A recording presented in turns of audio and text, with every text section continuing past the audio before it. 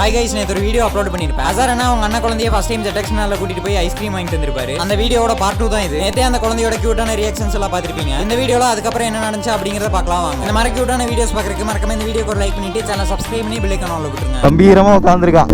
கண்ணாடி வர ஸ்டைலா தூக்கி விடுறா பாத்தீங்களா? நல்லா இருந்துச்சு வண்டியில போனது. எப்படி இருக்கு? பயம் இல்லையா? பயந்தா தானே போய் சொல்லாத. Oh no. கண்ணாடி வச்சு மேட்ச் பண்ணிட்டீங்களா பயத்தை? இல்லையா? அப்புறம் எவ்வளவு நாள் அழுதா வண்டியில போட்டா நைட்டியா வண்டியில போட்டு வருவியா? அப்போ இந்த அளவுக்கு பில் ஆயிடுச்சு உங்களுக்கு.